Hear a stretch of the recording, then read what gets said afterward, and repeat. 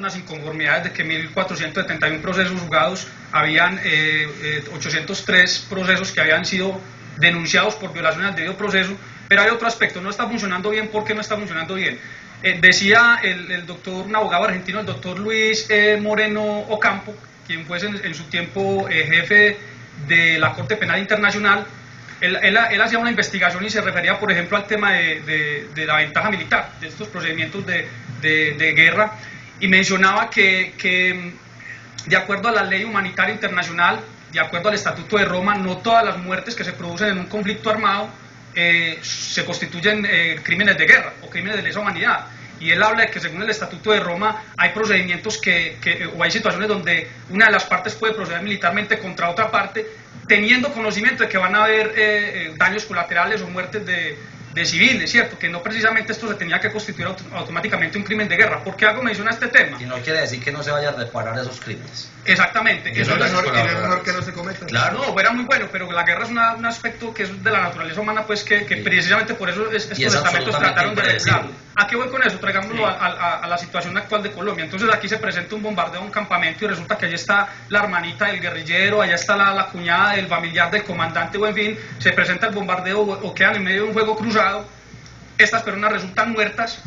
¿Cómo le explica a usted esa normatividad del derecho internacional humanitario, ese Estatuto de Roma, a un ONGero o a un fiscal ordinario, o a un juez ordinario, o a un juez natural ordinario? A mí me parece que queda muy complicado y de ahí es donde vienen las malinterpretaciones. Decía el doctor, el fiscal general, el doctor, me recuerdan el nombre, el doctor Montealegre, que era necesario, que inclusive creo que iba dentro del proyecto de reforma, elaborar una ley estatutaria que armonizara lo que era los derechos humanos, el derecho internacional humanitario y la normatividad penal en Colombia, que había la necesidad de armonizar eso porque había unos vacíos y un desconocimiento. Esos vacíos y ese desconocimiento, ese desequilibrio del cual hablaba, en base a eso se están en este momento juzgando a militares. O sea, ahí él mismo estaba declarando de que había una desarmonía. Y siendo esa la situación, aún así se siguen juzgando a los militares. O sea, no hay una comprensión en este momento de lo que es una operación militar por parte de la justicia ordinaria. No hay comprensión y no la hay ni la habrá, de que ellos entiendan realmente cómo es el quehacer de la guerra, que hagan esa diferenciación entre derechos humanos, permítame, que hagan esa diferenciación entre lo que es que hagan esa diferenciación entre lo que son derechos humanos y derecho internacional humanitario, o sea, las reglas de la guerra. Y si no tienen una armonía, si no tienen un conocimiento pleno de eso, jamás podrán dar un dictamen que se pueda decir justo para un militar. Para defender las instituciones públicas, para neutralizar al enemigo, que es el propósito de la operación militar.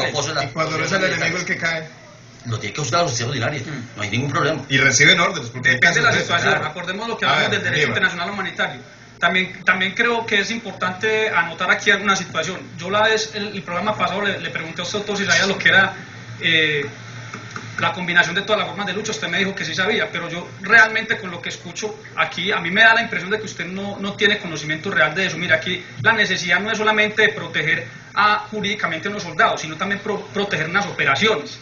Fuera muy bueno si estuviéramos en un lugar donde no existe una maquinación completa, un proyecto completo que parte desde el Foro de Sao Paulo, que usted también debe tener conocimiento de eso, si conoce la combinación de todas las formas de lucha. Habrá debido aumentar del Foro de Sao Paulo y el propósito que se fijaron en esa reunión en ese tiempo, organizaciones armadas ilegales de todo el continente, de llegar a la toma de la combinación de las formas de lucha.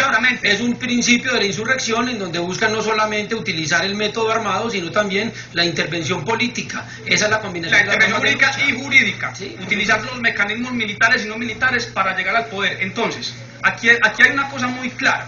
Y negar que en este momento existe, como usted lo negó la vez pasada, que existe una guerra jurídica es prácticamente decir que tampoco se está dando las organizaciones armadas ¿y quiénes son los enemigos, Aníbal? ¿Los congresistas de la República? No, señor, nosotros los tenemos absolutamente identificados. Mire, aquí existen unas organizaciones no gubernamentales o supuestas organizaciones defensoras que no legislan, Aníbal, que no legislan, pero que la influencia que han tenido, inclusive en el presente, porque qué tan raro que un proyecto de ley que los legisladores lo estaban apoyando en general, que era la reforma, el fuero militar, no, pero es que iba súper bien en los debates, resulta que cuando menos piensa el presidente, por presión de ONGs y por presión de Estados Unidos y un ONGero en Estados Unidos, de pronto de la noche a la mañana decide retirar el proyecto. ¿Estás hablando de Vivanco? Sí, señor, estoy hablando de Vivanco. Aquí tengo la carta de Vivanco, que me parece muy fundamental. Aquí lo gubernamentales que ejercieron presión en el gobierno nacional para retirar un proyecto que el legislativo, que son representantes del pueblo, estaba favoreciendo. Ahora me va a decir usted que entonces, el gobierno de los Estados Unidos, que ha sido un gobierno militarista por excelencia, está en contra de la fuerza militar de Colombia. Pero no el gobierno, eso no lo podemos decir tampoco. El gobierno de Obama no es un gobierno. Y se han pronunciado al respecto. No va a ser un gobierno militarista el de Obama cuando va y toma a Osama Bin Laden por una vía de hecho, lo ejecuta en aguas internacionales y lo tira al mar.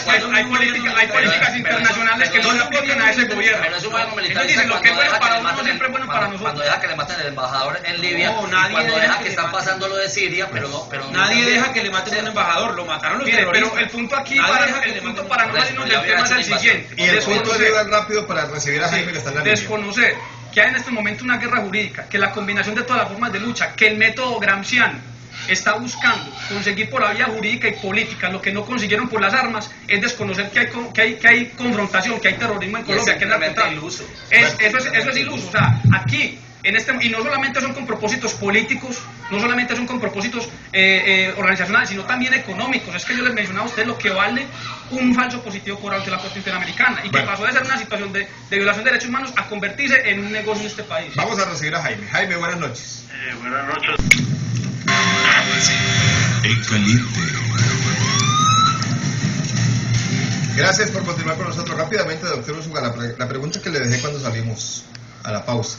Usted habla de parcialidad de algunos jueces, pero ¿y si son militares juzgando militares, no se supone que hay una parcialidad ya intrínseca? Confianza legítima y dependiendo de los militares, porque es que los que son jueces penales militares no son oficiales de línea, como la gente cree.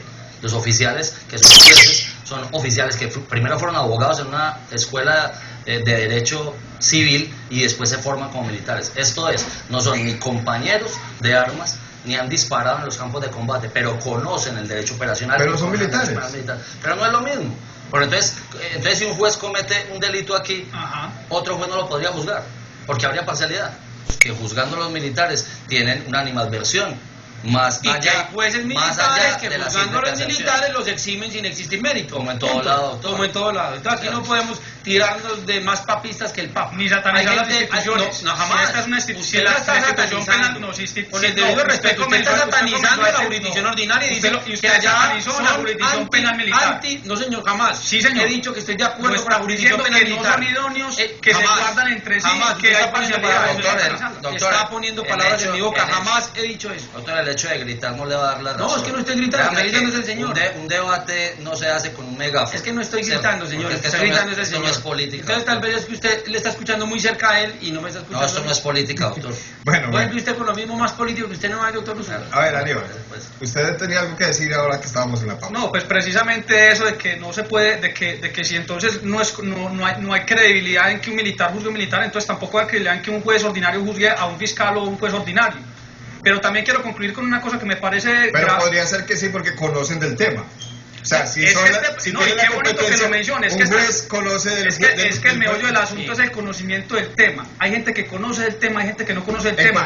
Y en base al desconocimiento del tema se están tomando decisiones judiciales contra nuestro ejército y eso está en este momento afectando la seguridad de todos los ciudadanos. Señores, pues jamás podrán pretender que a través de la intimidación, de los gritos, de las falsas acusaciones, de decir que no, aquí jamás ese podrá ser un argumento. Yo creo que el argumento fundamental debe ser la razón. Y la razón manda que cuando un militar comete un delito que nada tiene que ver con el servicio y que viola los derechos humanos, debe ser juzgado por la jurisdicción ordinaria para que se le aplique todo el peso de la ley como a cualquier ciudadano. Rápidamente, doctor Úsuga.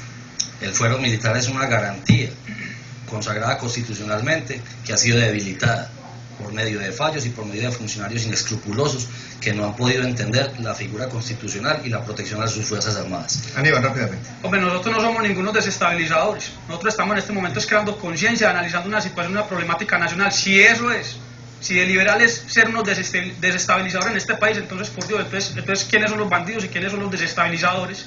Eso es lo que quiero decir. Nosotros no somos ningunos desestabilizadores, como usted afirmó al principio, señor. Somos gente decente, estudiando la problemática nacional desde la juventud, punto. A discreción. Muy bien, muy bien. Muchas gracias a todos. Gracias, doctor Correa, gracias, doctor Úsuga, gracias, Aníbal, y a todos nuestros televidentes también. Muchas gracias por habernos acompañado hoy. Recuerden, lunes a viernes.